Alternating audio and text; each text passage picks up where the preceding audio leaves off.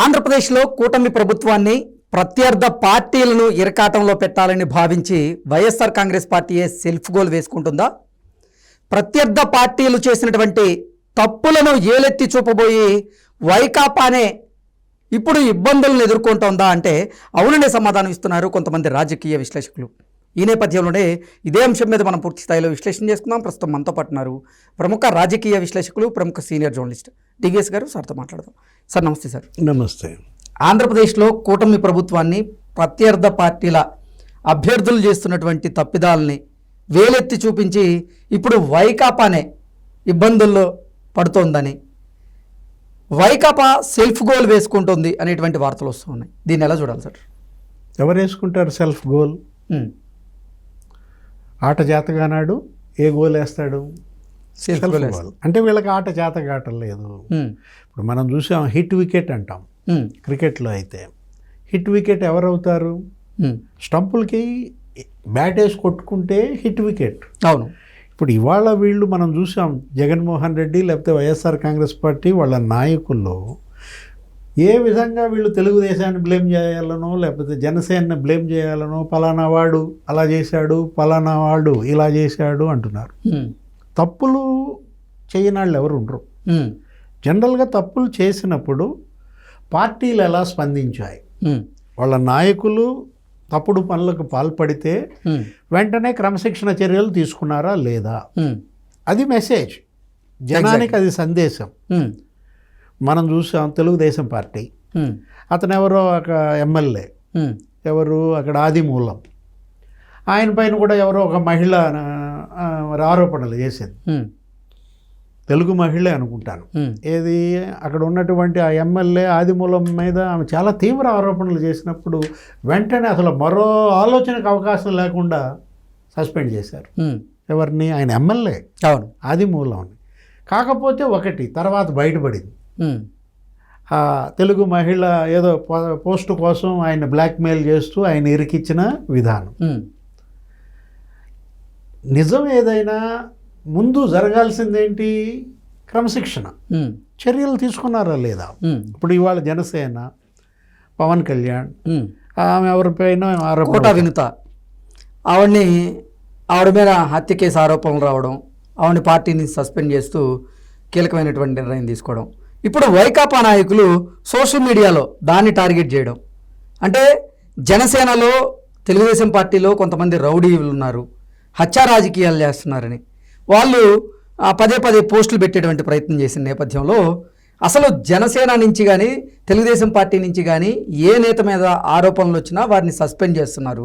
మరి వైఎస్ఆర్సీపీలో కొంతమంది నేతల మీద ఆరోపణలు వచ్చినా ఇప్పటి వరకు మీరు ఎందుకు యాక్షన్లు తీసుకోలేదంటూ నెటిజన్లు, ఇటు పార్టీలకు సంబంధించినటువంటి కార్యకర్తలు, సోషల్ మీడియా యాక్టివిస్టులు అందరూ కూడా ప్రశ్నిస్తూ ఉన్నారు.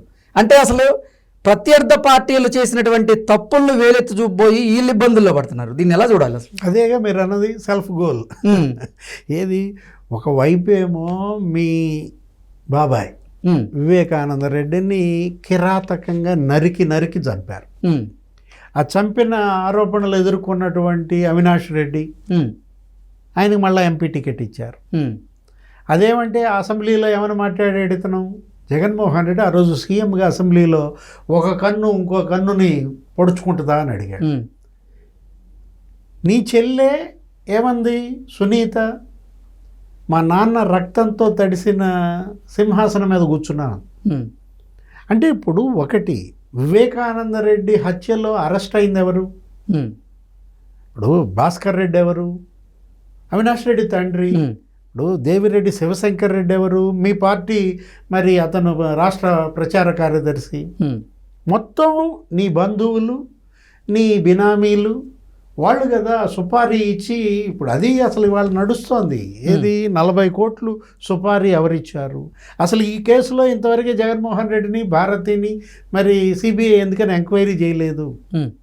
ఎందుకంటే ప్రపంచానికే వివేక హత్య కేసు ఎప్పుడు తెలిసింది? ఉదయం 6:10కి తెలిసింది. కానీ జగన్మోహన్ రెడ్డికి ఎప్పుడు తెలుసు? తెల్లారుజామున అర్ధరాత్రే అతనికి ఫోన్లు వచ్చాయని, వాట్సాప్ యాక్టివిటీలో ఫుల్గా బిజీగా ఉన్నాడు అవినాష్ రెడ్డి అని ఇవాళ మరి సాక్ష్యాలన్నీ ఉన్నాయి. అంటే ఇప్పుడు మీరు వినుత తప్పు చేసిందా, తప్పు చేయలేదా, వినుత భర్త, అతనెవరు, ఆ పిఏనా, డ్రైవరా, ఆ రాయుడు, అక్కడ ఎక్కడ చెన్నైలో పడేశారు ఆ శవాన్ని అన్నారు.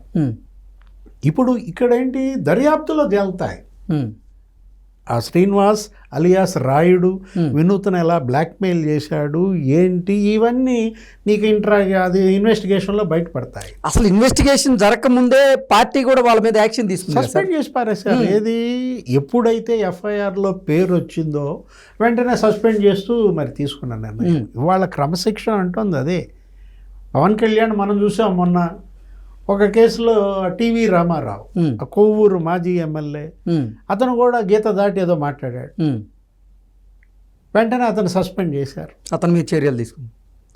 ఇప్పుడు ఇవాళ మనం తీసుకున్నట్లయితే గత జనసేన వరుస పెట్టి ఎవరైతే పార్టీ విధానాన్ని కానీ లేకపోతే నాయకుడి యొక్క ఆశయాలకు భంగంగా గనక ముందుకు అడిగేస్తే సస్పెన్షన్.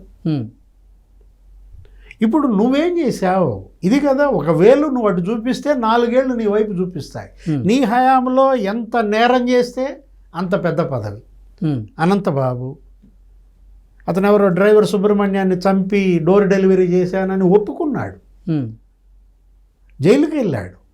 అతన్ని సస్పెండ్ చేశానని చెప్పి ఊరికే ఏదో ఒక కంటి తుడుపు చర్య ఒకటి తీసుకుని ఏం చేశాడు, తన క్యారవాన్ ఎక్కించుకున్నాడు, తనతో పాటు తిప్పుకున్నాడు, అసలు తన సిద్ధం సభల్లో పక్కన పెట్టుకున్నాడు.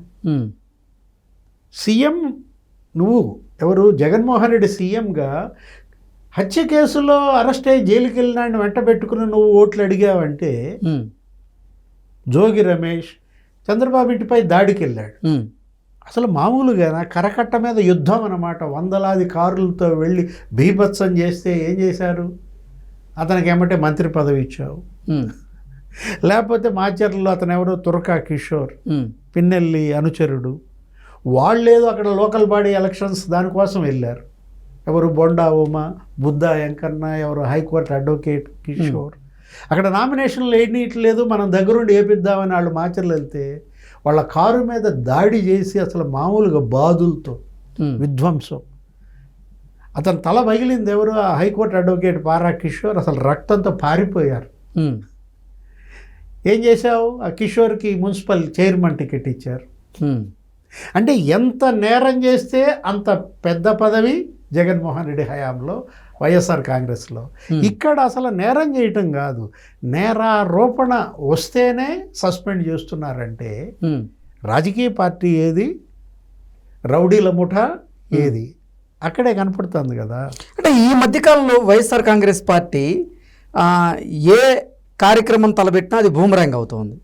అంటే ప్రభుత్వం మీద బురద జల్లాలనుకున్నా, ప్రత్యర్థ పార్టీలలో తప్పులు చూపించాలనుకున్నా అది వైకాపాకే నిజంగా బూమరాంగ్ అవుతూ ఉంది, వైకాపానే ఇబ్బందుల్లో పడుతూ ఉంది. దీన్ని ఎలా చూడాలి సార్? అంటే అసలు వీళ్ళు తప్పులు ఎంచటానికే అనర్హులు, అన్ని తప్పులు చేశారు. ఇప్పుడు ఆ ఎదుటాడు ఒక తప్పు చేశాడు అని నువ్వు అనాలంటే నువ్వు అసలు 100 తప్పులు చేశావు, ఇంకా నువ్వు ఎలా అనగలవు? ఆ నైతికతను వీళ్ళు కోల్పోయారు. మీరు అన్నారు ఎందుకంటే ఈ సంవత్సర కాలంగా జగన్మోహన్ రెడ్డి ఏ పిలుపిచ్చినా ఏ పోస్టు పెట్టినా ఇలా మిస్ఫైర్ అవుతున్నాయంటే, కరెంటు ఛార్జీల మీద ధర్నా అన్నాడు, నువ్వు 11 సార్లు నువ్వు పెంచావు, వీళ్ళు అసలు ఒక్కటి కూడా పెంచకపోగా నువ్వు సంతకం పెట్టి వెళ్ళిన 2 వీళ్ళు అమలు చేశారు. ఫీజు రీయింబర్స్మెంట్ అంటాడు, విద్యా దీవెన, వసతి దీవెన అంటాడు, నువ్వే 4,500 కోట్లు పెండింగ్ పెట్టావు. నువ్వు పెండింగ్ పెట్టిన వీళ్ళు తీర్చారు. ఏది, ఒకసారి 700 కోట్లు తీర్చాడు, నిన్న 700 కోట్లు ఇచ్చాడు. అంటే ఏ ధర్నా అన్నా కానీ 11 మంది కూడా రావట్లే పట్టుమని. ఇప్పుడు రైతులతో ధర్నా అన్నాడు, ధాన్యం ఎందుకు మొన్న కూడా చూసాం కదా, పొదులు వెళ్ళాడు, పొగాకు అంటాడు, నువ్వు ఇచ్చావా పొగాకు రైతులకి 300 కోట్లు, వాళ్ళు ఇచ్చారు. మామిడి రైతులు అన్నావు, నువ్వు మామిడి రైతులకు రూపాయి ఇచ్చావా, వాళ్ళు 260 కోట్లు ఇచ్చారు. ఇప్పుడు రైతులకి ధాన్యం బకాయిలు నువ్వు ఎంత పెండింగ్ పెట్టావు, 1670 కోట్లు పెట్టావు. ఇప్పుడు నాదెళ్ల మనోహర్ ఇప్పుడు సివిల్ సప్లైస్ మినిస్టర్ చంద్రబాబు వచ్చినాక ధాన్యం బకాయిలు ఇచ్చారు. అంటే రైతుల పేరు కానీ లేకపోతే మహిళల పేరు అంటే మరీ అన్యాయం. మద్యపాన నిషేధం అన్నాడు, 30,000 మహిళల పుస్తెలు తెంచారు, ఫలితంగా ఇవాళ 11 మంది జైలుకి వెళ్ళాడు. అంటే self goal party YSR Congress. Okay. అంటే వీళ్ళ పార్టీ పేరే ఇక సెల్ఫ్ గోల్స్ పార్టీ అని పెట్టుకుంటే పోలా. Okay okay sir, thank you so much అండి.